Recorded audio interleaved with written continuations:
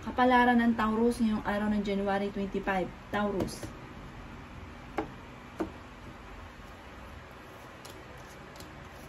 Sabi po dito ng ating tarot card Taurus na kayo daw po ay fighter na tao.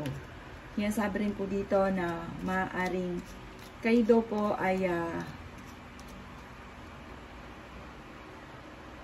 kayo daw po yung tipo ng tao na sasabihin kung ano daw po yung nasa kalooban. Hindi daw kayo plastic na tao. Sabi rin po dito na may kasaganahan kang paparating. Magkakaroon daw po ng pagtitipon sa inyong pong pamilya. Sabi rin po dito na maaaring marami kang alinlangan. Parang marami kang gustong gawin pero lagi kang nagkakaroon ng mga alinlangan.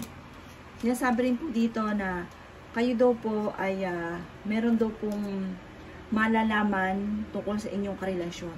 Parang meron kang madidiscovery sa inyong karelasyon. Sa ngayon, parang nawawalan ka ng pag-asa. Sabi rin po dito, maaaring pinanghihinaan ka daw po ngayon ng loob.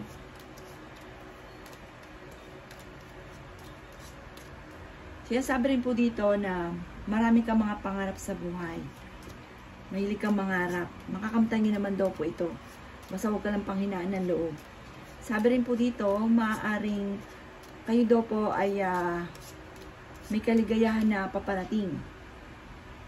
Parang may darating sa inyo na kasaganahan na sobrang matutuwa kayo at ang inyo pong buong pamilya. May mga pagtatalo lang na nagaganap ngayon sa loob ng inyong tahanan. Sabi rin po dito na parang ang madalas sa pinagtatalunan ay tungkol sa usapin ng pera.